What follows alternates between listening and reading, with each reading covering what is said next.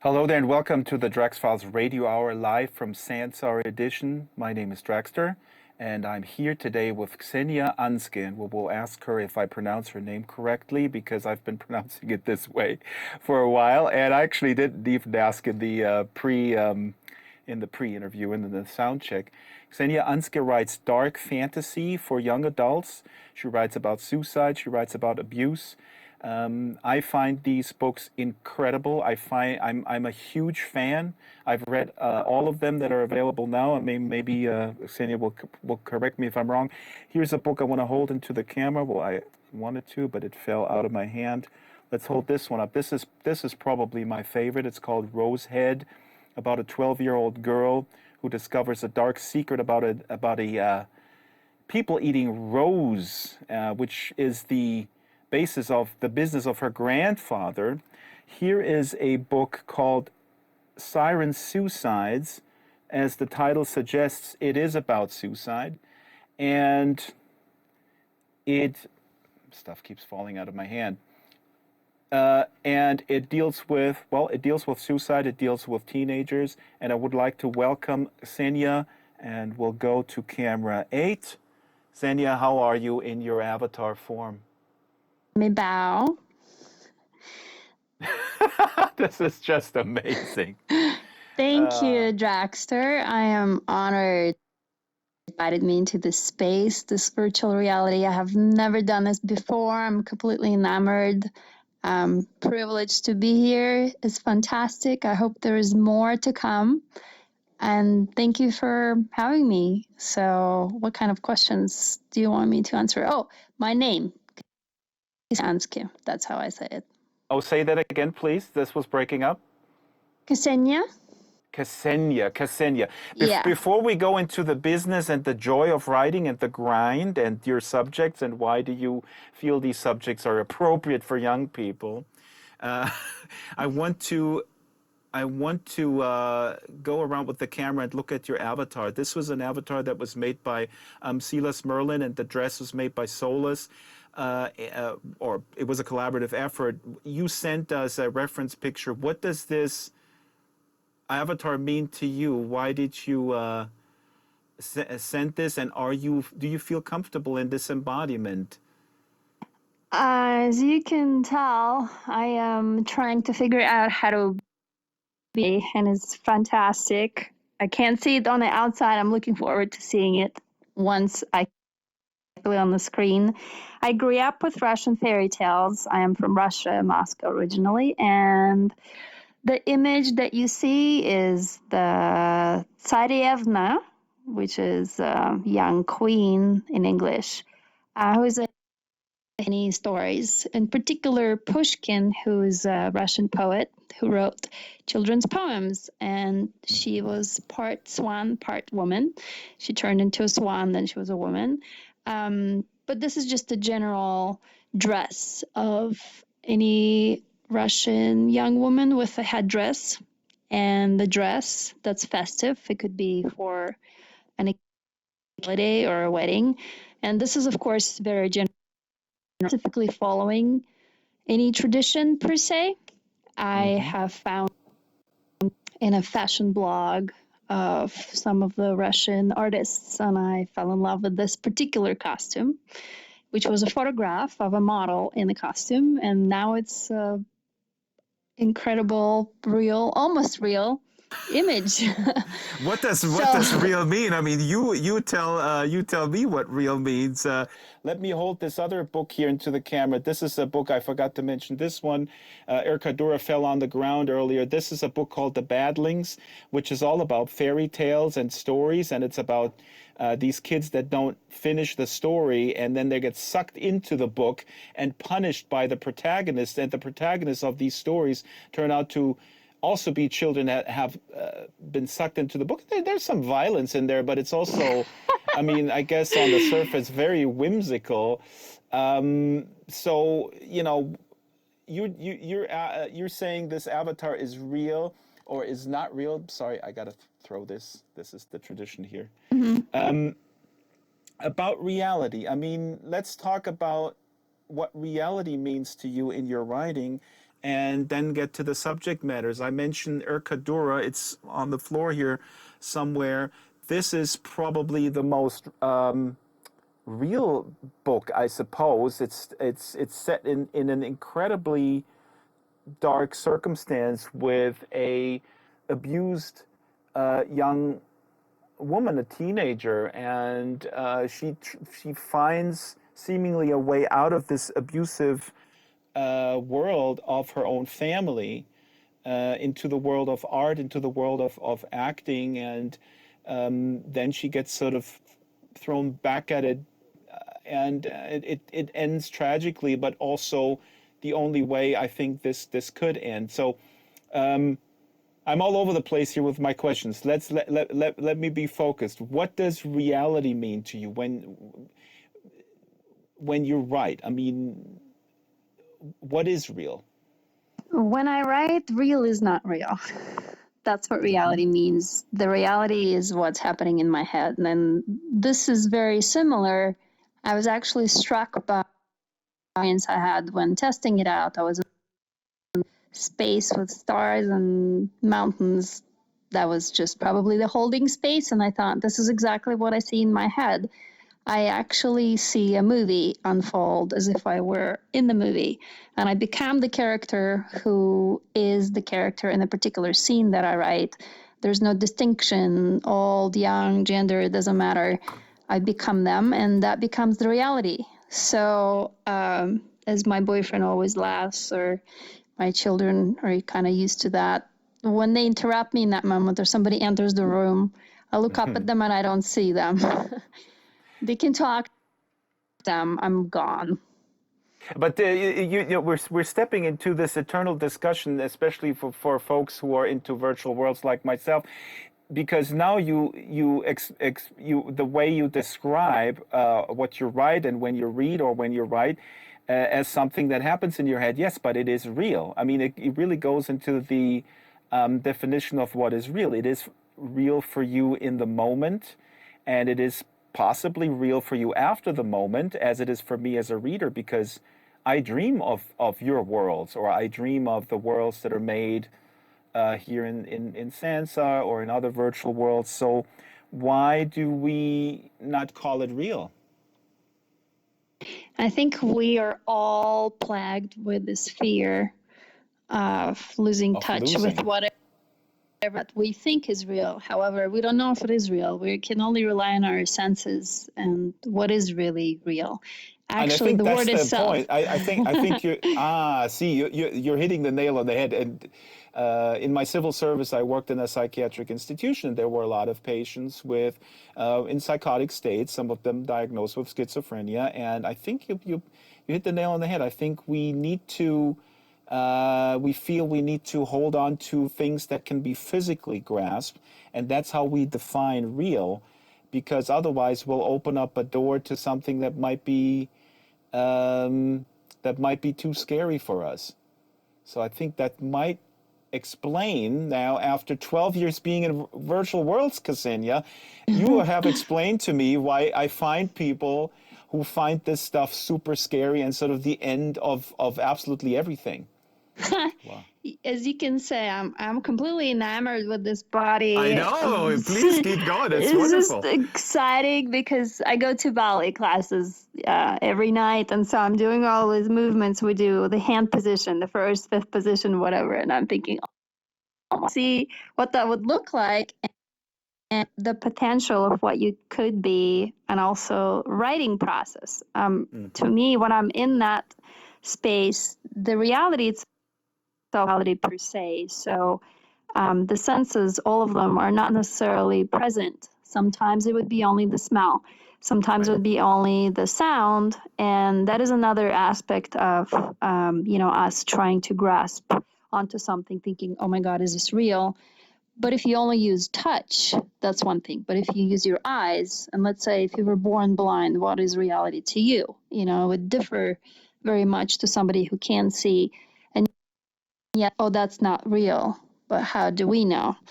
And Right. so, another aspect of this is when you experience a trauma, if this trauma is more than your psyche can process, which is what I write about, there is part of the trauma that you can read in my book is palatable.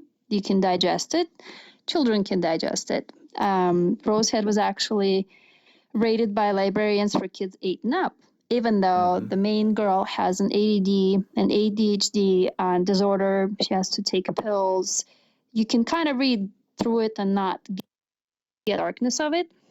However, when the trauma exceeds your ability to process it and put behind you, your body would remember pieces, but your mind does not remember the story. Right. You learned how to tie your shoes when you were a little kid. You sat down, you put your shoe on, you tied it, you were like, Mom, look, I did it. So there's a beginning, a middle, and end. However, when you might remember a smell connected to anything else, and you would be bewildered because you don't remember anything else. Or you would remember a touch, a particular surface, or you would remember a tone of voice, or maybe a music or a sound, or a noise that would be, but you don't know why. And so when writing, that's the kind of realities I enter. I tell people always, if they have read the book The Road or have seen the movie by Cormac McCarthy, I absolutely love his writing. There's and the father and the son enter a dungeon of sorts, a trap door in the kitchen of a house, and it happens in the world. All plants, all animals, everything people. So naturally, what do people eat? People eat people. So you can imagine what they found in that trapdoor. And I always tell people, this is what it's like for me to go back every day when I open up that trapdoor, look in and go, I don't want to go there. I don't want to. But yes, I do want to. And then going into that, which could be fractal, fractal. What is the correct word? Be a smell that I'm going back. It makes sense. It's not necessarily a complete scene that you can see, but sometimes it is like, so in that way, it is more real to me the moment because it's so visceral, it's connected, not like reality could be ever. That's fascinating, and let me just say real quick, you're breaking up a little bit, but it's not that bad. I think that's Okay. on your end. It's fine. Please, viewers, let us know if this is increasing. Then we'll pause it and we'll relog. So this is fascinating. I thought Rosehead was completely fine for younger readers. Like I said, I even find actually Erkadura, these are realities that people do experience. This reminds me of a friend of mine who they adopted two young kids. They're older, and this friend of mine, her brother actually died in a concentration camp in Germany. And she had in third grade, she had those adopted kids that they adopted when they were already older, had those two kids in a school presentation talk about concentration camps in California, school in California. And, 10 parents complained and said, you can't, our kids are totally traumatized by this presentation, and this is not appropriate for third grade. And, meanwhile, I mean, my personal opinion is, come on. This is an unfortunate part of history. And again, the personal trauma or the personal plight that a lot of people in, often it has to do with poverty, but not, it doesn't even have to do with socioeconomic class. Abuse happens in every class. So Erkadura to me was amazing. But let me ask you about the siren suicides now. And this is a perfect example of what you're talking about. The trauma of some of the protagonists gets too strong, and they start going into this dream state. What made you start with siren suicides? What was the original impetus? I believe that was a multi-part book. Then you now released it sort of in a condensed version. It takes place in Seattle. I was just wondering if that had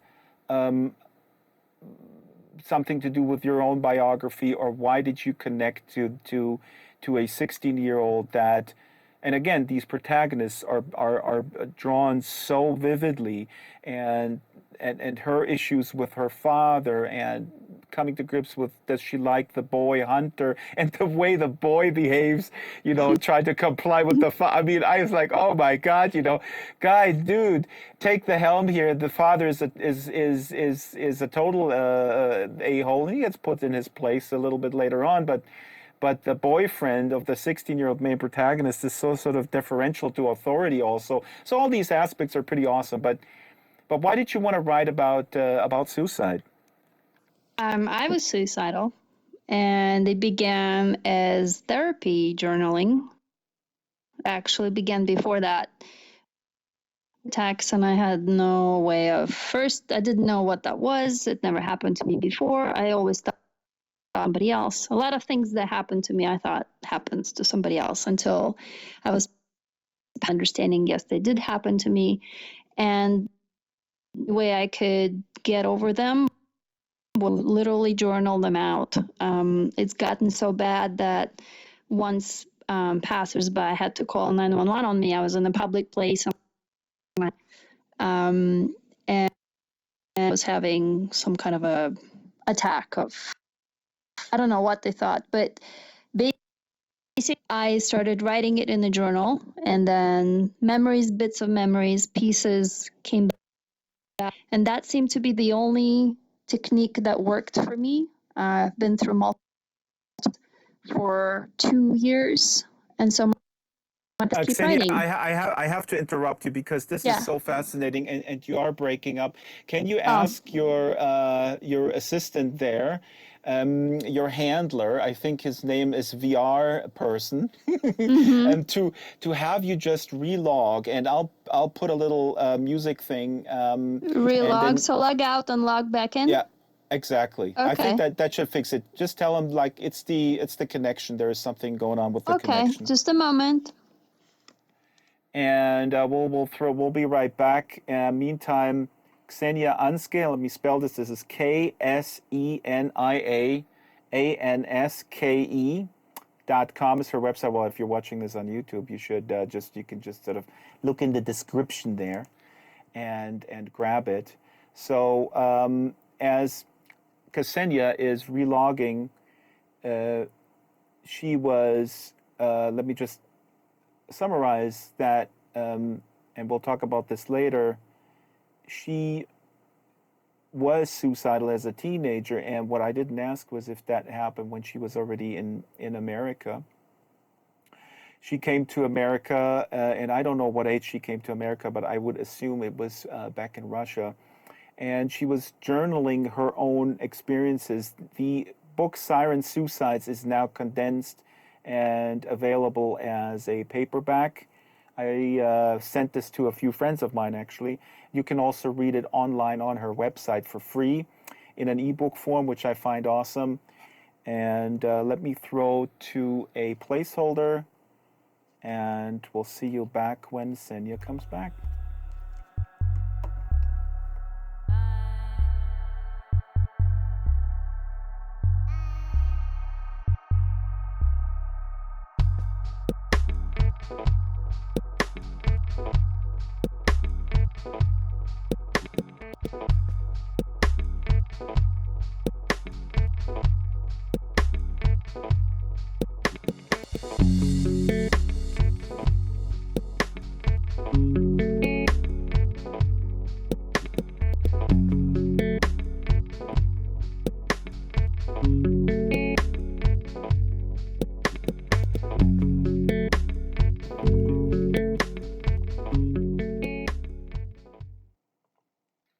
And we're back with Ksenia, and Ksenia relogged, and I think the audio is better.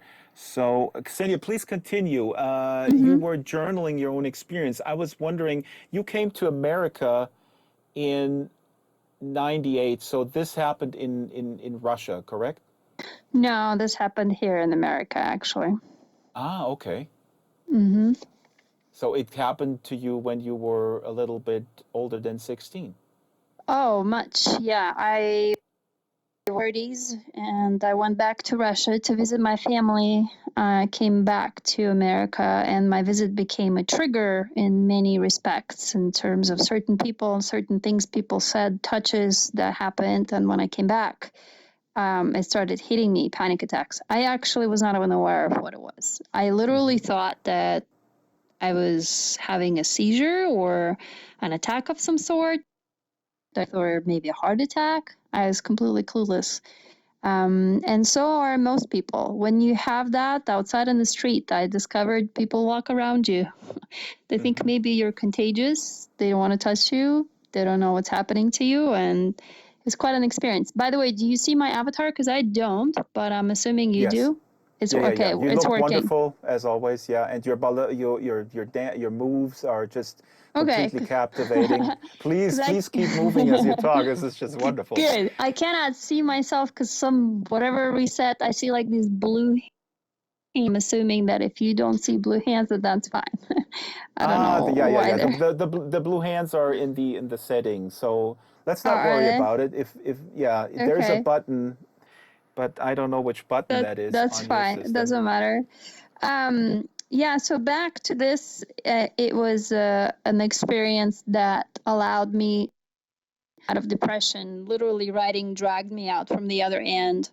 I really didn't want to live. After I've discovered the history of violence in my family, the covers up, the kind of pain that went with it, the secrets, the lies, and after I've confronted them about this and they denounced me, there was nothing really left.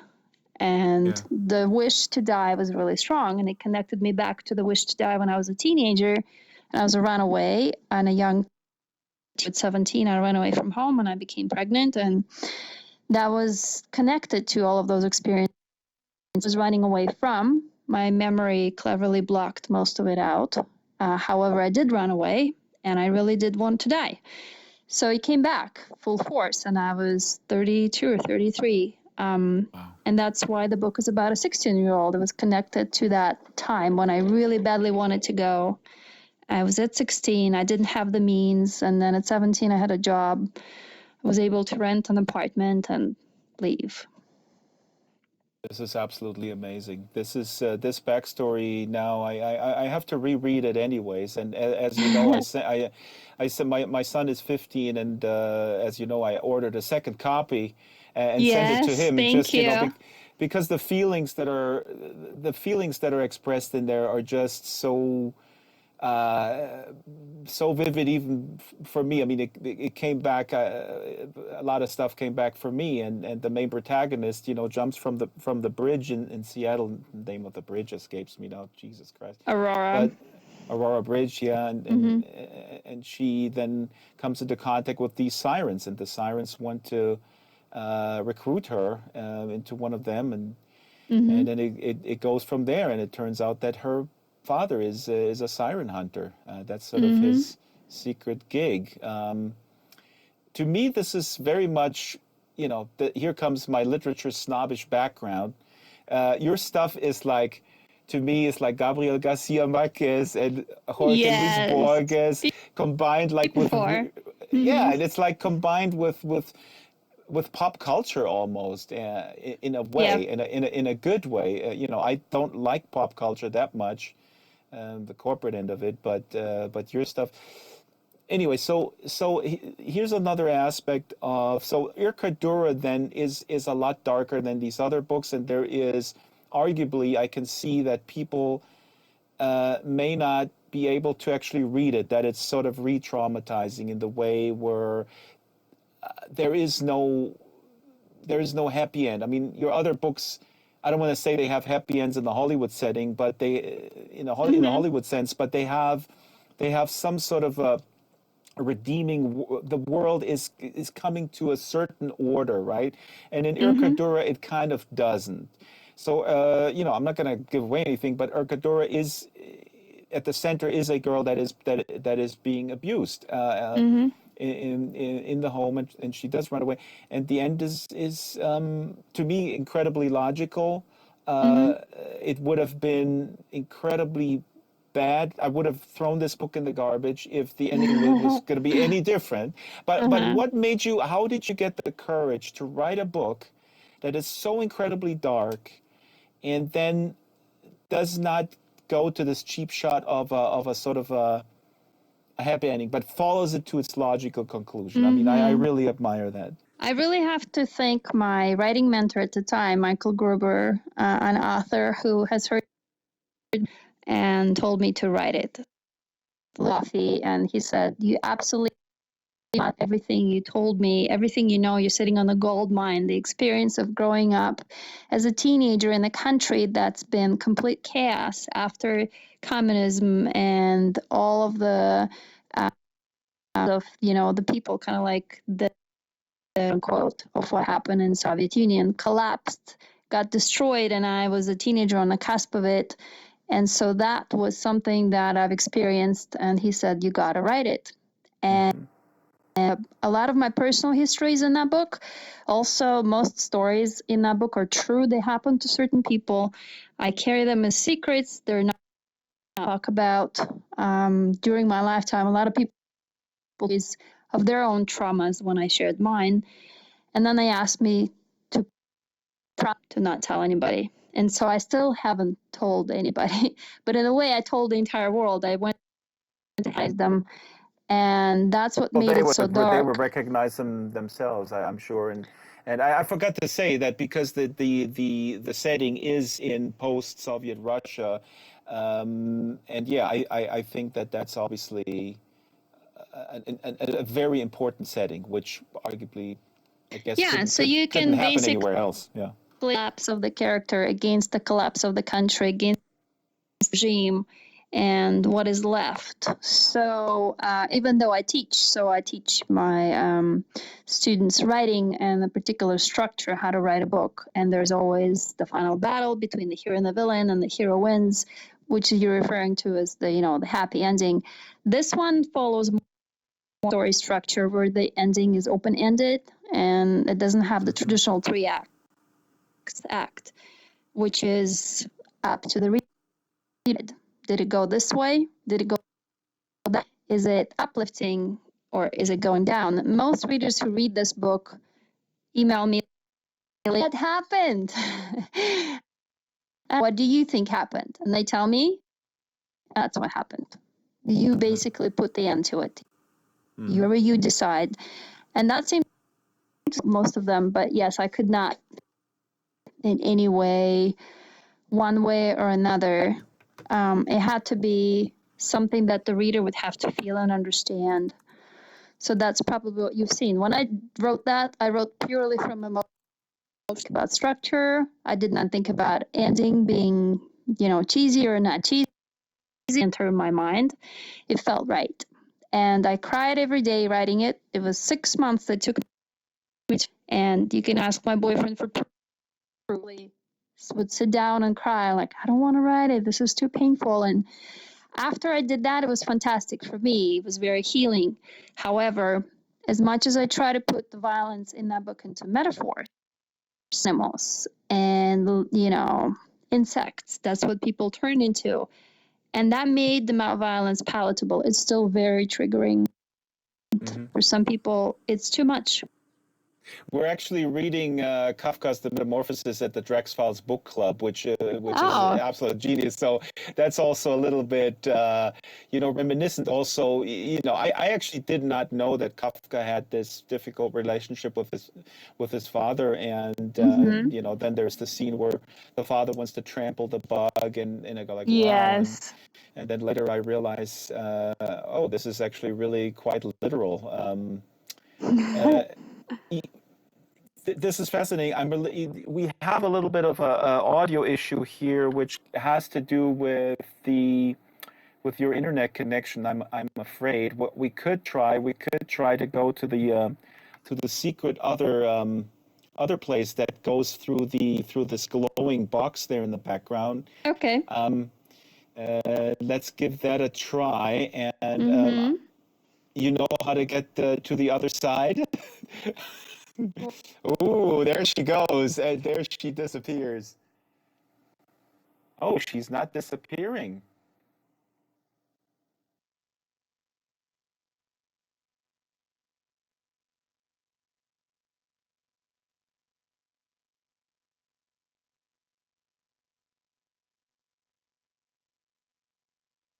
Have Okay. So, Can you hear me? yes, I can hear you. Wonderful. Yay. Great. Let me go to the camera real quick, and please position yourself in front of the microphone. I'm You positioning get the a hang of camera. it. This is Yep. We're cool. absolute pros, but I believe that this is not solving the issues because the issue is on your Oh, internet router. I'm pretty sure, judging from the symptoms. Let's give it another try, and if it doesn't work, I think your handler would need to actually restart his internet connection. oh wow. That Yeah, bad, huh? it is that bad. Um, so here we go. We're back live on the air. Thank you. So, Ksenia, and unfortunately, we're now in the secret duplicate, and I had a book prepared here on the table that I wanted to confront you with, and Uh-huh. it's called The Gray House Uh-huh. by a fellow Russian, Mariam Petrosian. Mm-hmm. I wonder if I have it here in the shelf that I can throw it at you. No, it's not here. Um, and I think you said that you saw you left it on a plane or you couldn't read it. This is a book that is 800 pages or Mm-hmm. 900 pages. And this is another thing that I'm really admire about you. I enjoyed The Gray House. I enjoy books that are 1,000 pages or Mm-hmm. 1,200 pages or whatever. Your books are very tight. They're very economical. They get to the point quickly, but they still flesh out characters in enormous detail. They become really vivid. Tell me why do you hate The Gray House so much? And then a follow-up question: how do you make this so tight? I mean, is this the editorial process, or how do you approach this? How do you get a story really tight and just strip off all the stuff that is sort of extraneous? That's good. I would say hating something would be really a chore. I love books. This one in particular became a drag for me personally based on my experiences. It was slow. And then in the end, I promised myself a few years ago that I will not ever make myself finish a book that I didn't enjoy for whatever reason without diving into details. And so I left it on the airplane. I was returning from Moscow to for somebody to discover I didn't have a heart in me to, dump it. It's a And book. then I you wrote couldn't. the bad links, where the bad links. Your own book is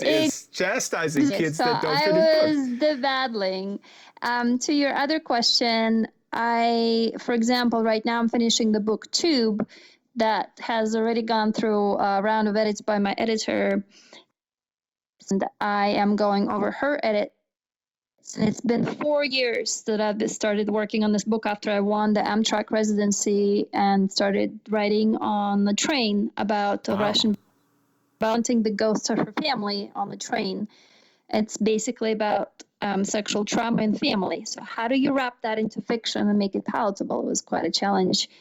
And so, big clean freak, so to speak, when I go process, I throw away anything that could be superfluous or just me trying to be a writer. Oh, look at me, how fancy I can be. Oh, look at this beautiful sentence.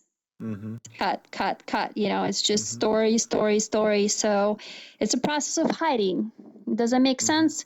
When you first write, the first is spilling out your guts, and it's boring because there's nothing for the reader to guess. And so you're supposed to do it this way. But then the second time, But hold you on, I gotta stop you right there because I think that's also a matter of taste. I mean, again, I mean, we had Tad Williams here who writes. They had to split up the third the third part of Memory, Sorrow, and Thorn into two for the paperback because mm-hmm, otherwise the paperback would have collapsed or whatever. And he goes into these enormous descriptions of people and into sort of their interior monologue, and it's all very descriptive. And I enjoy that sometimes if it's well done. I mean, I completely understand what you're saying. I'm not trying to invalidate your approach, but I wonder if that's really just not a matter of taste. it's a matter of story. If the is something that moves the story forward, by all means, describe for 4 pages long. Mm-hmm. My stories have so much into them. I can't afford it, or it will blow up into a trilogy, which is what happened to Siren Suicides. It literally is one book. It just could not fit into printing algorithms of Amazon. Back then, it was Create Space before they acquired it, and I couldn't do it. Page count wise, I had to chop it into 3 books. It was too much. However, the compressed version you see, I threw away a lot of this fluff that really was bogging. And there's beautiful descriptions, but they really didn't do anything. And I love Todd and Todd's work, and I love fantasy in general. At times, you need to give a breather to the reader, and that's when you can indulge in description when no action happens, and you just write about the beautiful tree and the birds in the tree, and the reader goes, "Oh, thank you so much," because then more action follows. This is my style. Exactly. You don't cut the reader any slack. It's boom, boom, boom. I mean, it's wonderful. I mean, you really have this. It's incredible. I mean, I've really turned into this huge fan of yours, Thank Ksenia. you, I can't believe Draxter. it. But now, since you mentioned, you pressed this with Amazon. Let's talk a little bit about the business, because I'm also really impressed with your business, the way you run it. I mean, you have your website, you ship out these books, and they're wonderfully designed. I believe your daughter does the sleeve design, The cover design. It's unbelievable, and then you send them out with these beautiful bookmarks, and then you get a kiss inside and inscription. So that, as sort of an independent artist, as a model, how to market yourself, I think that's really an inspiration. What are the elements of sort of being in the world of self-publishing? What are the pluses and what are the minuses? I mean, I mean, it's obviously a huge amount of work, and sometimes I think every artist just wants to sometimes outsource the marketing aspect, and then once you outsource it, and you outsource it to someone who doesn't do a good job, you go like, "Oh, what the hell? I'm just going to do it myself. I can do it better." It's, if you like to be in control of your writing, it's scary because you have to do things you don't know how to do. You become your own little publishing house. For example, right now, after I'm done with Tube, the book that I'm writing, actually, I'm going to write my first thriller, The Dacha Murders, and it's kind of like Silence of the Lambs. I have never written a thriller. If I were with a publishing house, they would have probably told me, "Hey, this is not your brand. You're kind of not a thriller writer. You can't do that." I'm assuming, of course, I don't know, but based on what I have read and talked to others, if you're writing romance, that's one thing, but then you can kind of maybe do sci-fi. Well, then fine. And potentially the readers will not expect this of you jumping around. Being on my own, I can do that. That is the plus. I can price my books, make changes to them. So what you're seeing is luxury. I sell my books at a luxury price, and saying a collectible item. So that book is coming packaged beautifully and signed and kissed. Sometimes I do little drawings in those books. It becomes an item you hold on to after you read the ebook, and you can download all of my ebooks for free. Any Sorry, I have to make a decision. Can you tell your VR handler to restart, because it's getting pretty bad, and it's unfortunate. People are, I think we have to restart. The connection is really bad. It's so wonderful. I need to listen to you more. Okay, we'll throw to commercial. Actually, we don't have any commercials. Sure, let me just hold on just a second.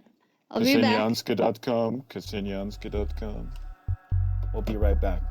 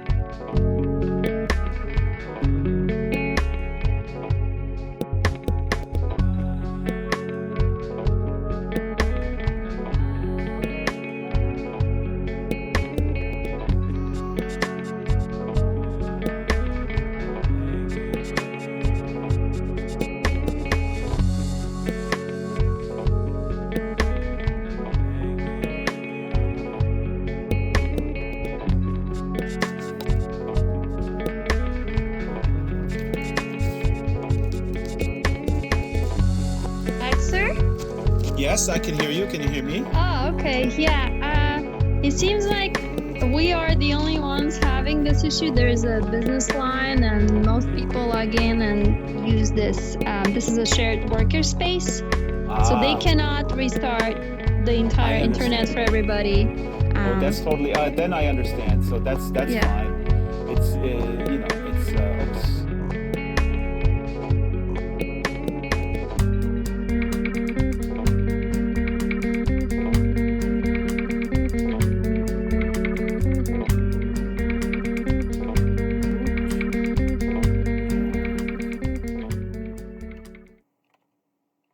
And we are back. Ksenia is in a co-working space in Seattle. Let me get a big shout out to VR Go in Seattle, who have helped onboard Ksenia, Marnie, and Paul. Wonderful, awesome stuff. And let's just continue. And since it's a co-working space, we cannot reset the router, but we'll make do. We work with what we have as independent artists, Ksenia. Am I right? And please Yeah. keep dancing in ballet, please, as you illustrate your points. So we were talking about self-publishing and about sort of having all these aspects of the business in one hand, which can be a blessing and a curse sometimes. One thing that was interesting to me is that when you sent me your stuff to Germany, I had to go through customs and I had to, open the package and show them. And that's interesting because obviously Amazon and the big folks, they don't have to, you just get it delivered. So that's a tiny little nuisance that I also have from other small publishers in the U.S. That could put people off, and then they would go to some of the other bigger retailers. But the plus side is, I'm assuming you keep also more money for your wonderful books, and you don't have to, as opposed to selling them on Amazon. I mean, you are obviously on Amazon and everything else. Yeah, But they're more of a, like I said, more of a collectible. Can you hear me okay? Yep. Oh, Same okay. issue, but it's okay. Oh, I see. So probably same as for me because you're coming in breaking up. You collect them usually after I read my work. It doesn't really make sense to buy it not at $15, which you can buy on Amazon, but for $25 off of my website.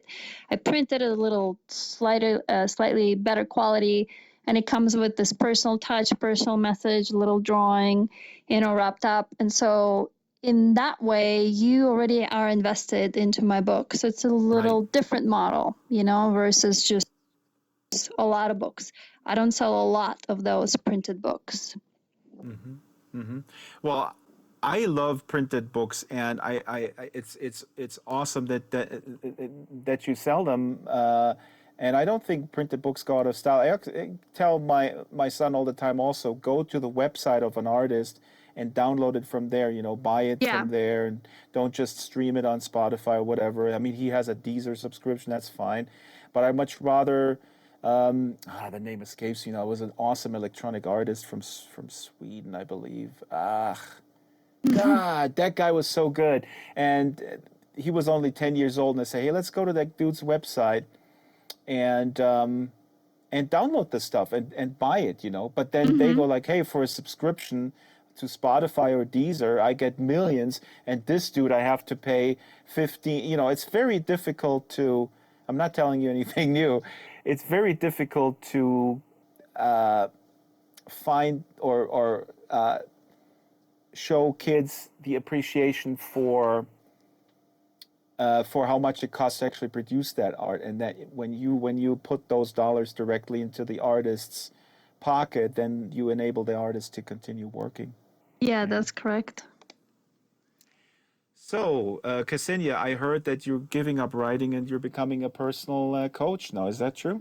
Yes, that is actually what has happened once I started going out on my own with a supplemental income that I would have to work on that would continue helping me write full time because the book sales alone didn't do chose the path of not promoting them on Amazon as ebooks. I looked at the cost and I made a choice not to.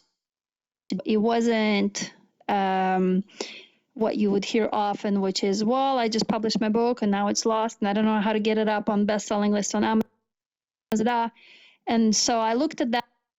People you can hire that understand the algorithms. There is a certain way you have to publish your book with 100 reviews already done before it even is published on Amazon for it to become sticky and so on and so forth. And I just chose not to do that. I thought, I don't care for that. I want to write more books. I want to spend my time. Can we get a round of applause for this decision? Because this is what I was talking with Lara Donnelly just last week. She was here, and she's published by Tor. She has that sort of powerhouse behind her. But we were talking about this. What I'm so worried about, and I don't have any detailed information other than some of the articles I've read and some of the authors I spoke to. But the way that Amazon and other big retailers push authors into writing specifically to please the algorithm is super, super worrisome. And to push through, the internet can all be self-publishing, and the internet, you have the entire world as a market at your fingertips and so on and so forth. But to really push through this clutter, you need to hire a full-time search engine optimization guy and then produce the content so that the algorithm likes it. That, to me, is the antithesis of anything artistic. I mean, that's creative. Not, creative. I mean, I'm not saying you shouldn't, like you were saying, everybody, the greatest artists in the history of mankind have made concessions to commerce, but that's a different, type of decision, right? Well, yes, it is. But then there's a decision you have to make: food to eat and bills to pay, and you can't just go hug trees and breathe air and be happy. Oh, absolutely. No. That would be my point. I'm not speaking against, sit out there in the trees and say, screw the commercial world. I'm just going to do what I want. No. But what I'm saying is these decisions should be made without this monocultural pressure that tells you exactly how to do this. I mean, if you want to be commercial and if you feel like I want to go towards that market, that's totally fine with me. I mean, I'm polishing some of the stuff that I do for my audience, absolutely. But I don't want to do this just because a huge monopolistic corporation tells me that I have to do it. Yeah, well, that's where my coaching came from. As I developed steps and systems that would keep my writing flowing. I'm very math oriented this way. I have to have a very specific ideas organized in specific ways and scenes happening one after another.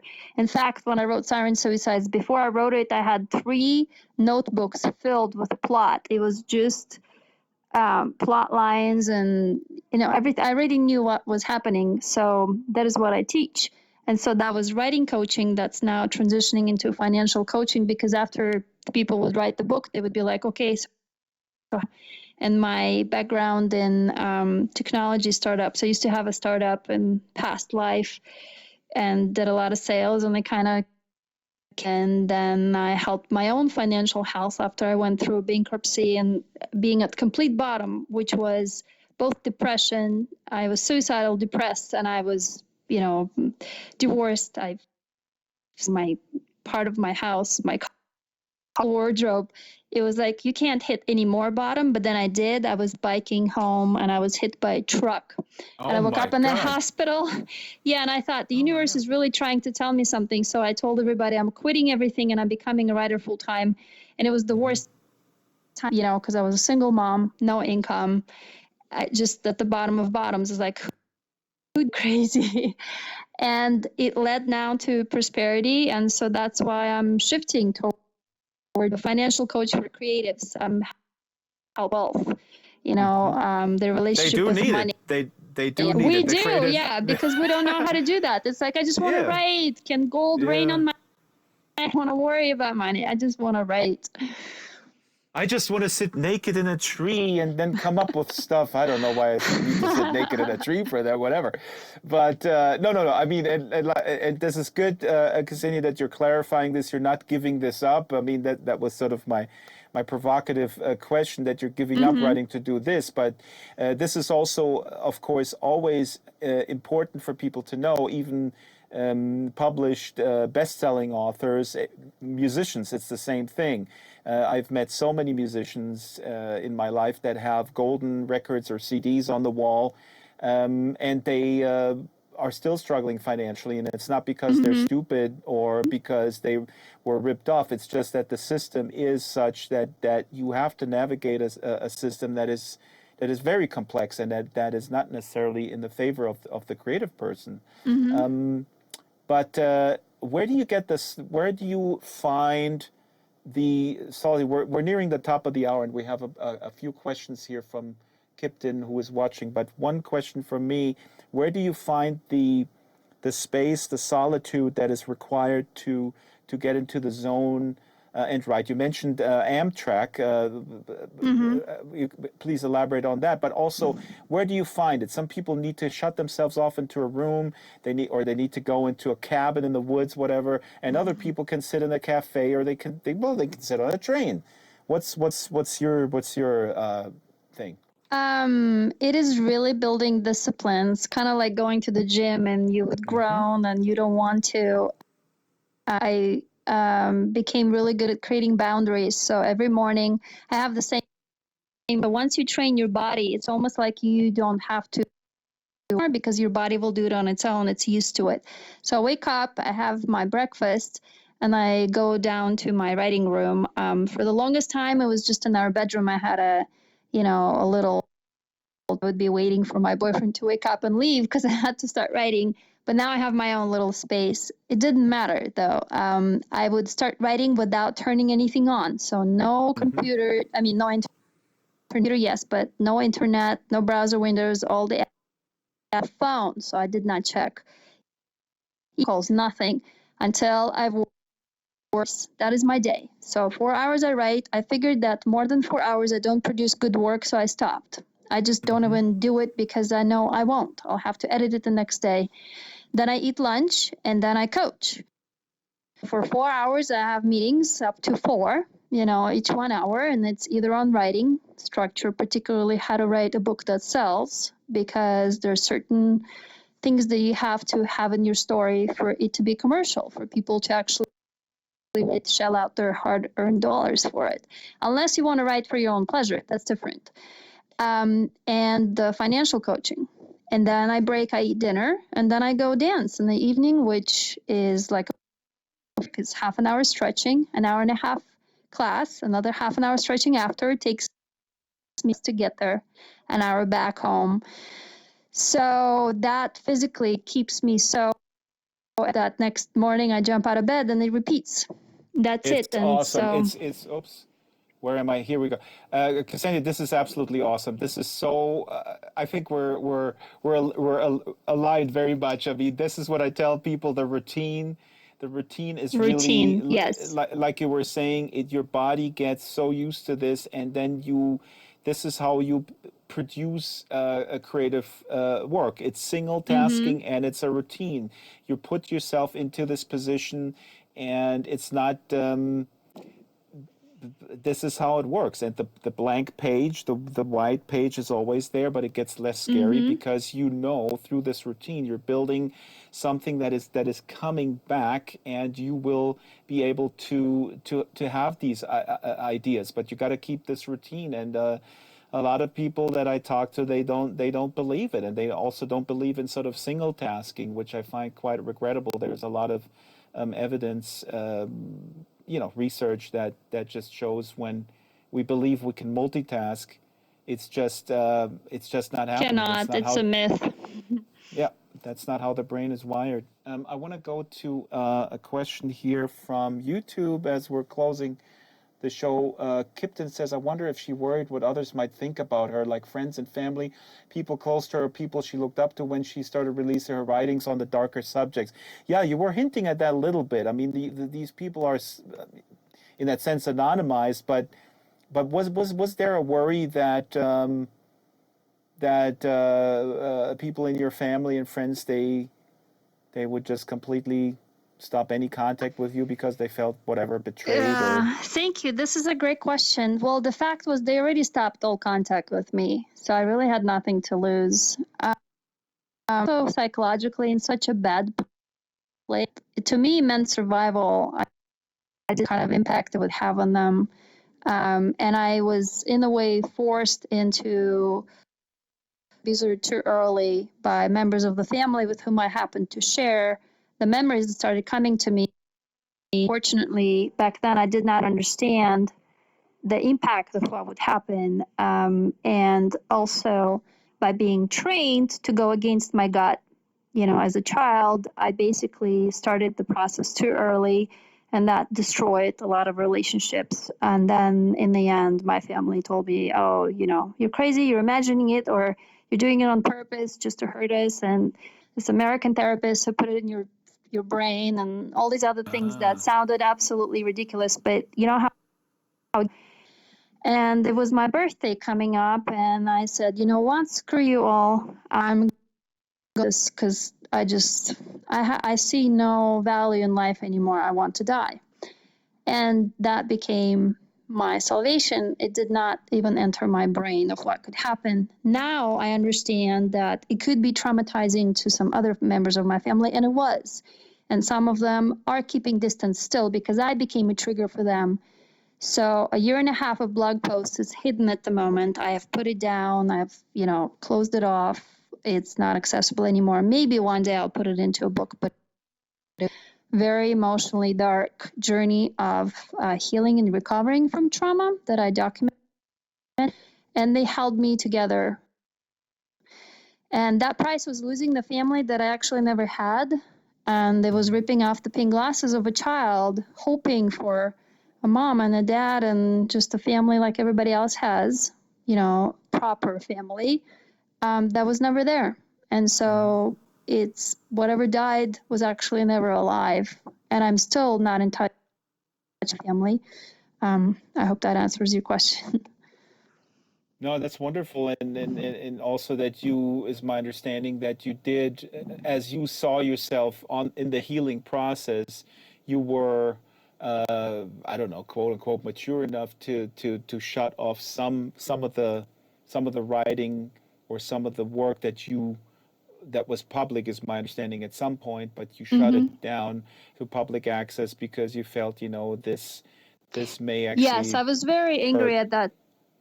2 years, I was very angry, and I have done quite a lot of damage. However, I also had to be angry. I had to let it out. So now I was angry and why I had to do what I had to do and what it cost me. Back then, I did not. It was so emotional that there was, and I was not even, that did not even enter my brain. And so now when I see other people do that, I understand exactly what they're going through.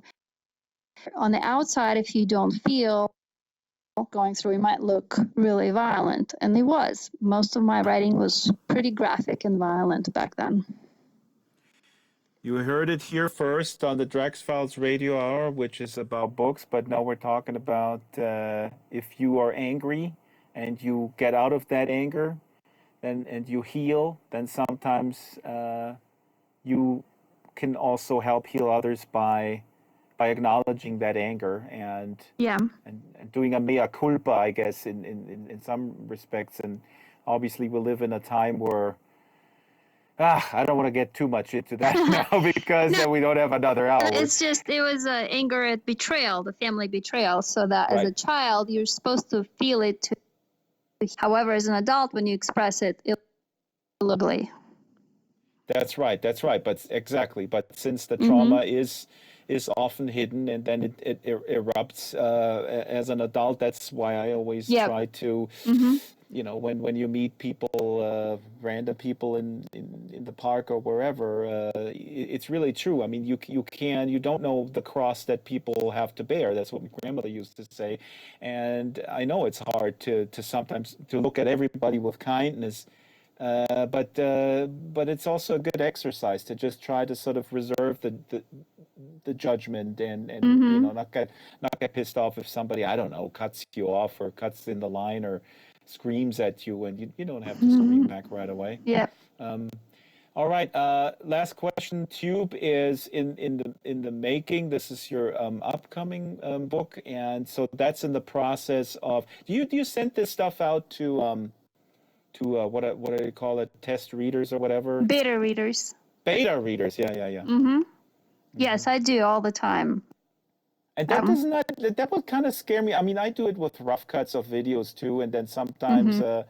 I don't know if I should do it because then I feel, I'm not mature enough to not get too childish about something like, yeah, you don't understand me artistically. I completely admit that. Yeah. So, but can you sort of put those two things apart in your head where you go like, okay, this is a concrete critique, and this is not attacking me personally, or does it have to do with who you send it to? I mean, I guess that's a big factor. I mean, That's a really, really great question, Draxter. I have done a complete turnaround after several experiences that happened to me. And if you go to my blog, you can read the story. It's called Beth's Story, I believe, maybe. Or no, it's called Cautionary Tale. You can scroll down. It's like third entry probably right now. I was too open. I used to send it to anybody who asked for it. I used to not protect it copyright wise or by any other means or people. And it has 3 times my writing career bit me back hard. So what's happening now is I only people whom I do know, and I have closed off my entire process. I used to be very transparent. I used to send out any draft to anybody. So Tube, this is the last book from the old process. The new thriller that I'm writing, The Dutcher Murders, is going to be completely closed. I will only send it to beta readers whom I know and trust. Not so much for their feedback, but more for the overall feeling they would get from the book, telling me where they got bored or where they stopped. You know, sort of the human and that version of the Amazon algorithm. So yeah. in a way I learned to trust myself. I've learned that I don't need anybody's feedback. I am my own creator and I'm the artist, and it's my gut that I need to trust. And that's this need for beta readers was this need of a little child to be loved that I was misplaced, so desperate, and attention that I would get, posting pictures of me with my books. It was filling this void that was the need for me to be loved by my family. I saw that. I kind of stopped. Like, I used to be very active on Twitter and on Facebook, and I had this huge following that dropped considerably now because I'm not interested so much anymore. I don't have that need anymore. That took many years to see, and it's a process to maturity, which I'm still in the process of. So, to answer your question, yes and no. I used to. However, now I'm only sending it to select few people who have been with me for all these years, have been beta reading for me all these years.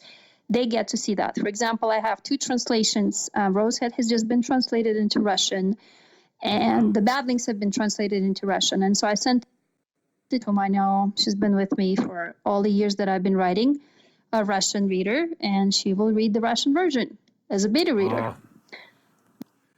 But to see that until it's published.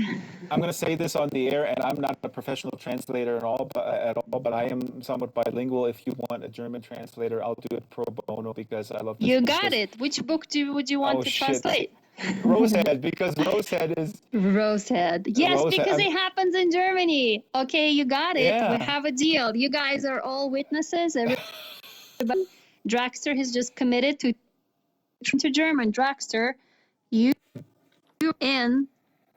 Well, your voice... Wait a minute, your voice is breaking up. I don't understand what you're saying. Uh-oh. Did I hear something about I committed to something? Oops, my wife is there with a big knife. She wants to kill me. Yeah, don't pretend you did not hear.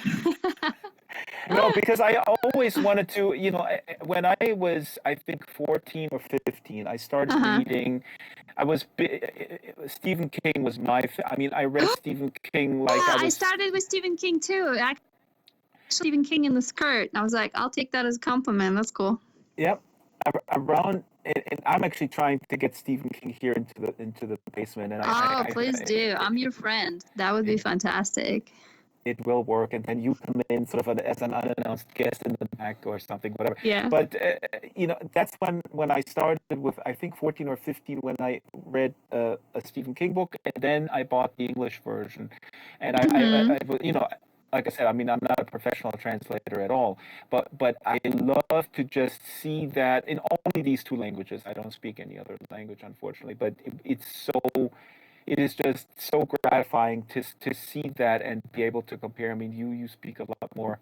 You don't Mm-hmm. speak any German, right? Yes, I used to live in Germany as a teen. I used to speak German as fluently as I speak English now. Oh my God! Wow. Yeah, that goes away if you don't practice it.